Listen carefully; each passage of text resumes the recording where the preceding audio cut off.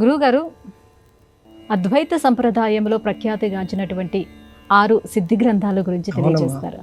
ఇది చాలా మంచి ప్రశ్న. ఎందువల్ల అంటే అద్వైత సాహిత్యం అనేటువంటిది సాగర సదృశం. నిజంగా చెప్పాలి అంటే అద్వైత సిద్ధాంతం ఎంత గొప్పది అంటే జగద్గురువులు ఆదిశంకర్ భగవత్పాదుల వారు మనకిచ్చినటువంటి అమూల్య వరం అద్వైతం. అంటే ఉపనిషత్తుల్లో ఉన్న విషయాన్నే వారు చెప్పారు. ఉపనిషత్తుల్లో ఉన్నటువంటి సారాన్ని మనకందరికీ అర్థమయ్యే రీతిలో వారు తీసుకొని వచ్చారు, ప్రపంచ విఖ్యాతి చేశారు. బ్రహ్మసత్యం జగన్మిథ్య జీవో బ్రహ్మైవ నాపరహ అనేటువంటి సిద్ధాంతంతో కూడుకొని ఉన్న అద్వైతం నిజంగా చెప్పాలి అంటే సిద్ధి గ్రంథాల రూపంలో 6 సిద్ధి గ్రంథాల రూపంలో ఆవిష్కరింపబడింది.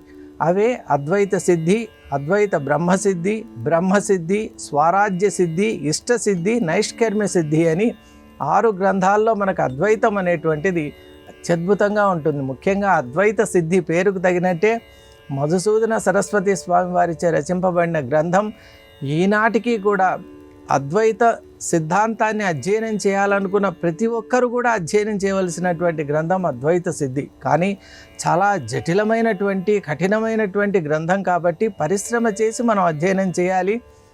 నిజంగా అద్వైత సిద్ధికి సోపానంగా ఆ గ్రంథాన్ని మనం పేర్కొనవచ్చు. అలాగే అద్వైత బ్రహ్మ సిద్ధి అనేటువంటి గ్రంథం సదానంద కాశ్మీరకుని చేత రచింపబడింది.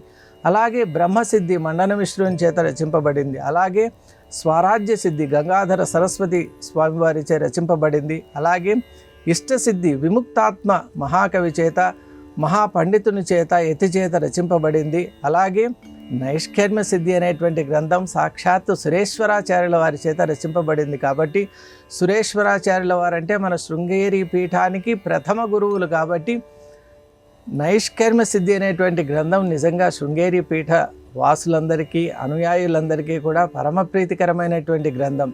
ఇలాంటి 6 సిద్ధి గ్రంథాలను ఎవరైతే అధ్యయనం చేస్తారో అద్వైత వేదాంతం వారికి హస్తామలకం అవుతుంది అనటంలో ఆశ్చర్యం లేదు. ఎందువల్ల అంటే ఈ గ్రంథాల్లో అద్వైత తత్వం అత్యంత సులభంగా సూక్ష్మంగా అలాగే అద్వైతంలో ఉన్న ఎంతో లోతుపాతుల్ని కూడా మనకు ముందు ప్రవేశపెడుతూ అద్వైత సిద్ధాంతాన్ని అన్ని విధాలుగా మనకు అందించాయమ్మా ఈ గ్రంథాలు. కాబట్టి ఈ 6 సిద్ధి గ్రంథాలు అద్వైతానికి మూల కందాలు అని మనం పేర్కొనవచ్చు.